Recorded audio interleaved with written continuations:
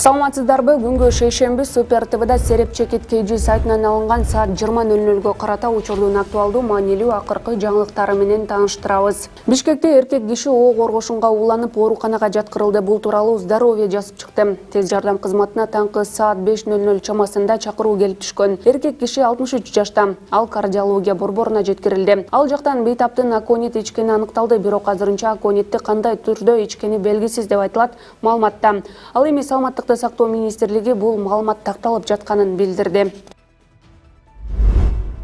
Оо коргошунга ууланган дагы эки бейтап Бишкек травматология жана ортопедия илимий изилдөө борборунун токсиология бөлүмүндө жатат. Бул тууралуу жалпыга маалымдоо каражаттары жазып чыгышты. Алардын абалы канааттандырарлык экени, оо коргошунду үй шартында жасап ичишкени, алардын биринин онкологиялык оорусу бар экендиги айтылды. Бул маалыматты тастыктоо үчүн айтылган оорукананын башкы дарыгери Алмазбек Куатбеков менен байланышканыбызда бардык маалыматты Саламаттыкты сактоо министрлигинен алышыбызды өтүндү. Министрликке кайрылганыбызда маалымат такталып жатканын билдиришти.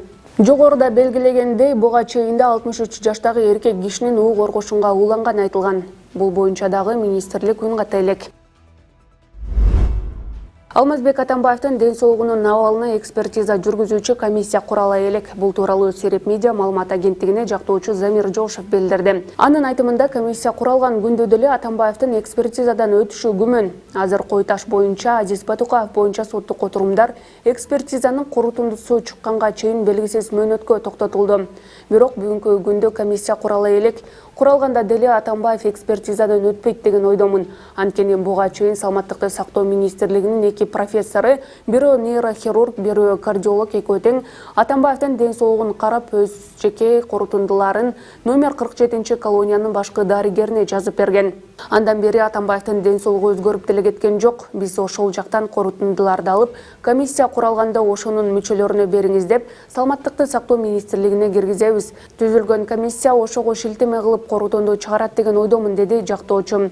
Эскерте кетсек, 14 апрелде 1 май райондук сотунун судьясы Азирет Мидеров экс-президенттин ден соолугунун абалын аныктоо үчүн соттук медициналык экспертиза дайындоону чечкен.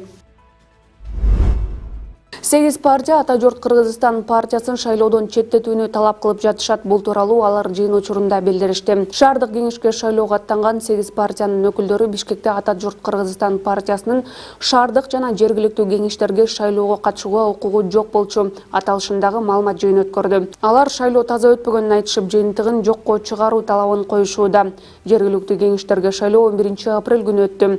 Борбордук шайлоо комиссиясынын алдын ала маалыматы боюнча Бишкек шаардык кеңешине 6 партия 7% чектен өттү.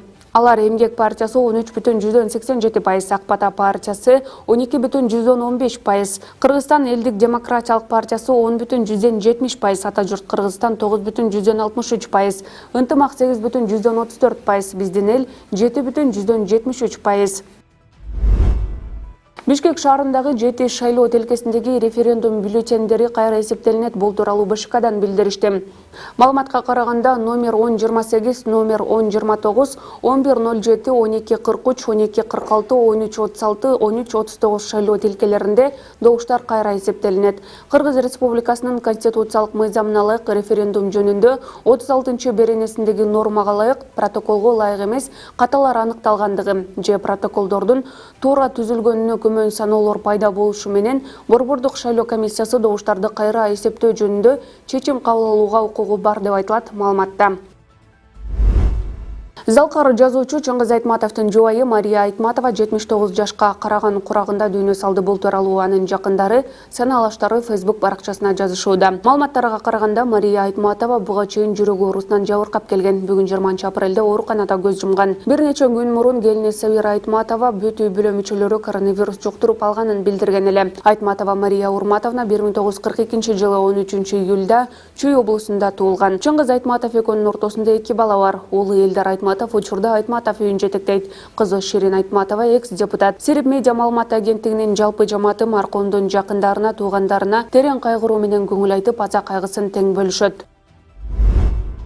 Бишкекте 29 апрель Бишкек шаарынын күнү жана 9 май жеңиш күнүнө карата массалык иш-чаралар өтпөйт, бул тууралуу мэриядан билдиришти. Шаардык эпидемияга жана эпизоотияга каршы комиссиянын чукул отуруму болуп өттү. 29 апрель шаар күнү менен 9 май жеңиш күнүнүн өткөрүү маселелери каралды. Шаардык эпидемиологиялык кырдаалды эске алуу менен бул күндөрдү массалык иш-чараларды өткөрбөө чечими кабыл алынды деп айтылат маалыматта. Базарбаев Нурдөлөт Сатыбекович саламаттыкты сактоо жана социалдык өнүктүрүү министринин орун басары болуп дайындалды. Тиешелүү буйрукка премьер-министр Улукбек Марипов кол койду. Базарбаев Нурдөлөт Сатыбекович 1968 жылы 28 октябрда Жалал Абад облусунун Токтогул районуна караштуу Сары Камыш айылында төрөлгөн. Үй бүлөлүү 5 баланын атасы. Жогорку билимдүү. 2001 жылы Кыргыз мамлекеттик улуттук университетинин юридика факультетин бүтүргөн. 2014 жылдан тарта эмгек жана социалдык өнүктүрүү министрлигинин социалдык камсыздандыруу департаментинин директору болуп эмгектенген. Мындан бир ай мурун тактап айтканда 2021 жылдын 24 мартында саламаттыкты сактоо жана социалдык өнүктүрүү министрлигинин башчысынын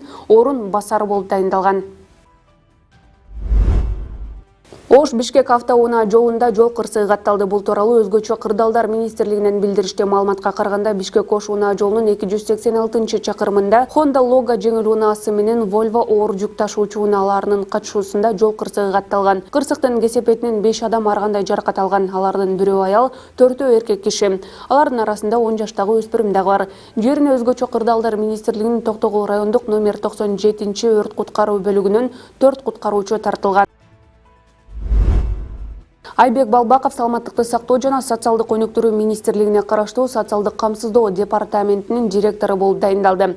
Тиешелүү буйрукка премьер-министр Улукбек Марипов кол койду. Айбек Балбаков 1982 жылы Кочкор районунун Кочкор айылында туулган. 2010-2012 жылдары социалдык камсыздоо мамлекеттик агенттигинде, 2012 жылдан тарта эмгек жана социалдык өнүктүрүү министрлигинде эмгектенип келген. Жогоруда белгилегенди, аталган департаменттин буга чейинки директору Нурдөлөт Базарбаев саламаттыкты сактоо жана социалдык өнүктүрүү министринин орун басары болуп дайындалган. Бүгүн 20 апрелде саламаттыкты сактоо министрлиги уу коргошундан ууланып ооруканага түшкөндөр боюнча үн катты. 20 апрелде Бишкек шаардык травматология жана ортопедия илимий изилдөө борборунун токсиология бөлүмүнө жубайлар 1950 жылы туулган жана 1955 жылы туулган жарандар оор абалда жаткырылып, аларга алдын ала уу коргошундан уулануу, аритмогендик шок диагнозу коюлган. Бейтаптардын өзүлөрүнүн айтымында узак убакыт бою кайнатманы дары-дармек максатында ичип келишкен. Анткени жубайы онкологиялык оору менен ооруп, кече дозасын көбөйтүшкөн. Тиешелүү дарылоодон өткөндөн кийин жабыркагандардын абалы турукташкан. Учурда интенсивдүү терапия уланууда. Мындан тышкары бүгүн Бишкектеги тез жардам бригадасы тарабынан 1958 жылы туулган жарандагы улуттук кардиология жана терапия борборунун жандандыруу бөлүмүнө өтө оор абалда жеткирилген. Бейтапта алсыздык, жүрөк айлануу, кусуу белгилери болгон. Алдын ала белгисиз зат менен улануу диагнозу коюлган. Дароо реанимациялык иш-чаралар жүргүзүлгөн. Абалы туруктуу. Учурда токсинди аныктоо максатында лабораториялык жана диагностикалык изилдөөлөргө кан жана зааранын анализдери алынып, республикалык соттук медициналык экспертиза борборуна жөнөтүлдү деп айтылат маалыматта. Буга чейин Кара Балтай шаарында белгисиз адамдар бир партиянын лидеринин машинасына ок атышканы маалым болгон. Бул тууралуу Чүй облустук ички иштер башкармалыгынын берген маалыматына ылайык 20 апрелде болжол менен эртең мененки саат 7:52 чамасында Жайыл райондук ички иштер башкармалыгына жергиликтүү жашоочу тарабынан үйүнүн короосунда токтоп турган унаасына белгисиз адамдар келип ок атышкан деген билдирүү келип түшкөн. Милицияга арыз менен 1976 жылы туулган жаран кайрылган. Анын айтымында өткөн түнү болжол менен саат 3:30 чамасында анын Toyota Camry үлгүдөгү унаасына белгисиз адамдар 2 ирет ок атышкан. Бул факт жазык кодексинин бейбаштык беренеси боюнча кылмыштардын жана жоруктардын бирдиктүү реестрине катталган. Белгилей кетсек, Назми Бадалов элдик саясий партиясынын лидери, Кара Балтай шаардык кеңешинин учурдагы депутаты.